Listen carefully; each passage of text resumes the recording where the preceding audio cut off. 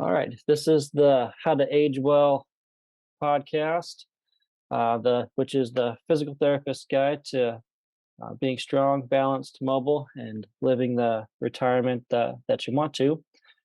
This is brought to you by Rech Physio and Strive PT. I am Nick Rech, physical therapist and owner of Rech Physio in Grand Island, Nebraska. We focus on working with older adults to be strong and balanced. And my guest is Dillon Eurek. Dillon, you Yeah, want to introduce yourself? I'm owner of Strive PT out of Omaha, and our focus or niche as well is working with the older adult population, balance, strength, and overall mobility and health. So yeah, Yeah. And I guess I shouldn't say guest. You're my co-host. Sorry, yeah, sorry. that's but right. but yeah. So tonight we wanted to talk about balance. Um, and so kind of as far as like assessing a patient for balance. Dylan, you just kind of want to start by going through some of the things you look at. Yeah, and trying to, I guess, keep it more generic on this podcast, not get into all the outcome measures and the details on that, but I guess when you first come across a patient and you're looking to assess balance, you take an overall look, or at least I do, at their posture, and you get a medical history because balance is multifactorial. So there's three components of balance: the vision, inner ear, and proprioceptors all throughout our skin and joints, and all three of those work together as balance. Um, and so we assess those with standardized outcome measures, and there's a few on there: the Berg, Tug, and really numerous other ones, but we won't get into all of those. But just standardized tests, a lot of them we go through, and it'll give us a score, and that'll kind of show where the patient rates um, along his or her age norms, and that'll help us to determine their fall risk category and how impaired or impaired their balance is. So that's kind of where I start. I don't know if you have thoughts on that, Nick, or Yeah, I probably do the Berg with most people when I'm kind of looking at their balance. So it's like 14 different kind of items within it, and it kind of starts with some simple things, which is just like standing still. Can you do that? And then it kind of progresses from there, like with standing with your feet together or your feet in different positions, or like reaching different like forwards or down to the floor. Um, and that's kind of a nice thing because then you can kind of know what treatments you need to do based on like what they had trouble with there. Um, and kind of like you said, balance, there's a lot of different components to balance. And um, what a lot of people don't realize is how much they rely on their eyes for balance. And just by closing your eyes, how that can throw you off. Which is kind of important for a lot of folks, especially if you're waking up at night to go to the bathroom and it might be dark, or if you're trying to wash your hair, you're gonna have your eyes closed and things like that. Um, so yeah, that's something that a lot of people don't kind of think about as well.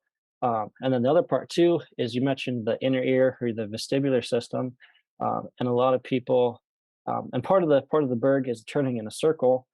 So those head turns, especially as we get older, um, folks tend to kind of just be sort of one dimensional.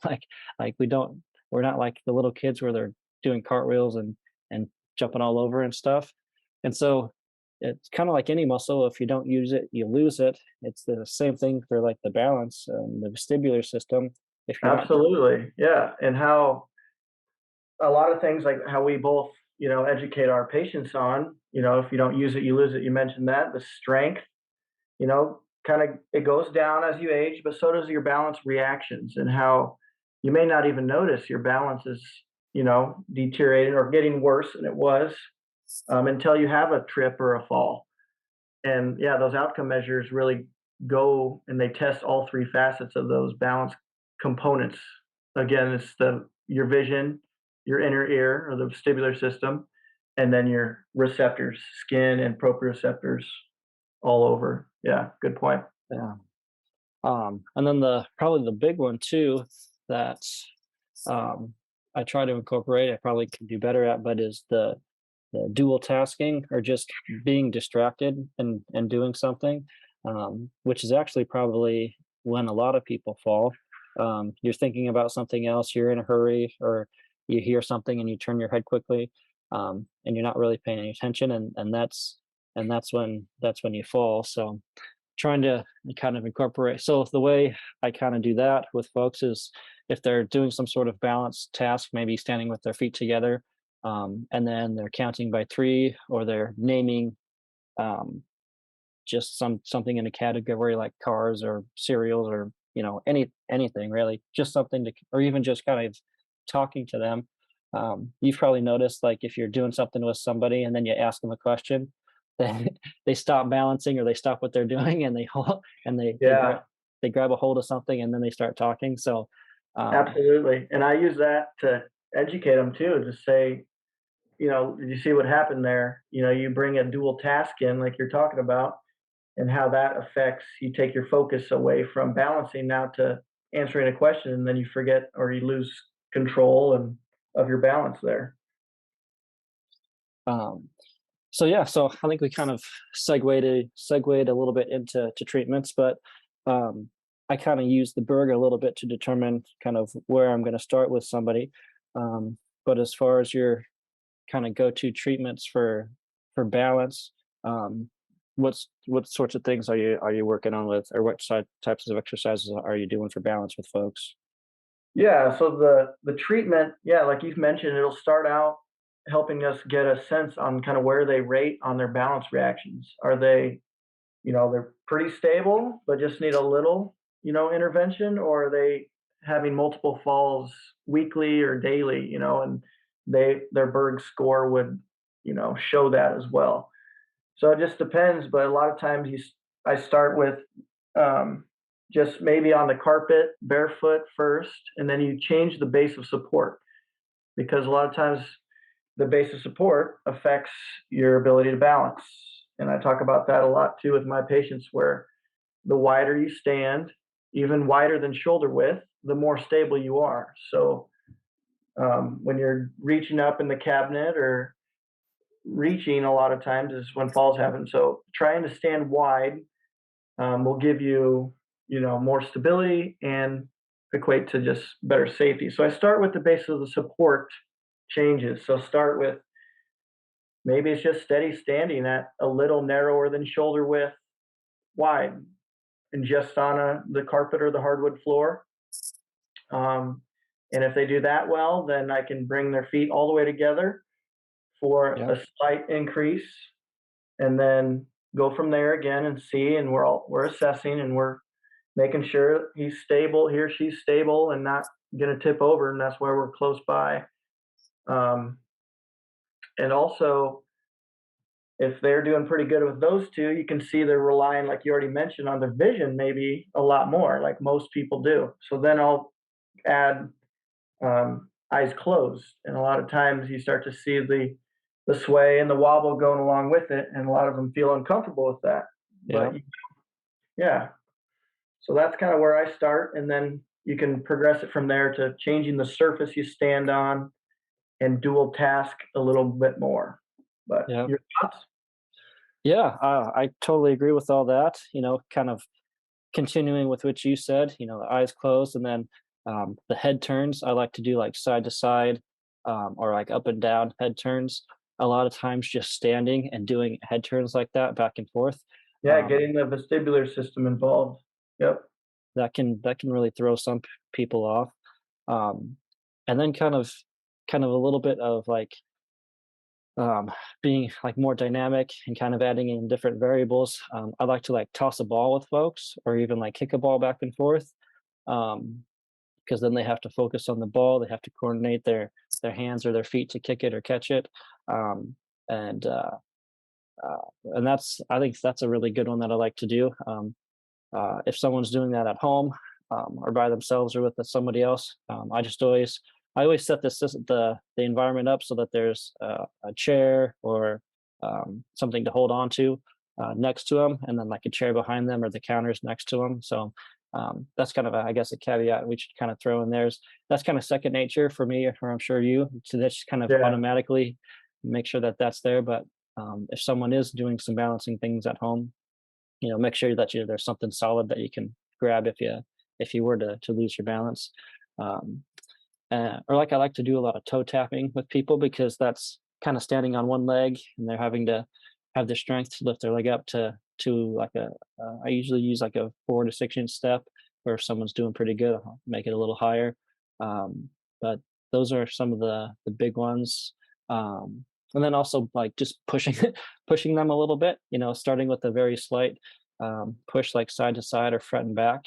If they're in the store or a crowded area, they're going to get nudged or things like that. And so being able to react to those is another way that I like to um, to challenge people's balance. So, yeah, um, but I think we'll try to wrap it up here. I guess if someone is listening to this and they're wanting to start with their balance, um, maybe we'll each give kind of one balance home exercise that we like to give to people. So, what would be one that you like to give to folks for balance? yeah. Usually when I start off and especially initial evaluation, we'll do the balance um, outcome measures and see kind of where they rate. So that'll determine as well on the homework that I give the patient to do on their own. Because it's one thing to have me standing next to them with the gait belt on and their the couch behind them just in case kind of thing, and then when they're doing it by themselves. So I usually start pretty basic, because it's building steps up as you progress like anything else. So a lot of times they start at the sink, because that's something that they can have or have close to where if they need to regain their balance, maybe they're only with one hand. They're narrow feet and they can only do maybe one finger touch or one hand. And maybe that's where we start with some people. And if others can go advanced, they can go, you know, feet together, no use of hands, but yet the sink is still close.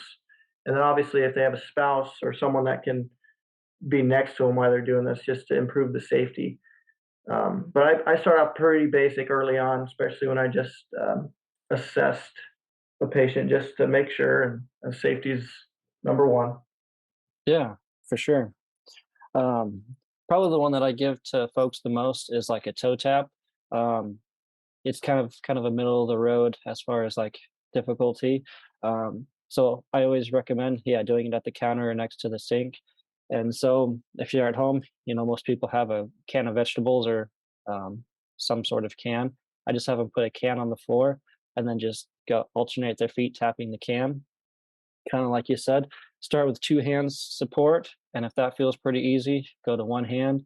If you're doing pretty well, then you can try to go um, without using your hands, but having still the counter right there just in case.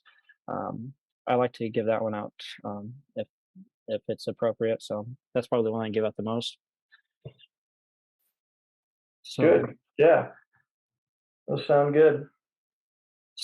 yeah, I think that's probably gonna wrap it up. Um, Thanks everybody for listening.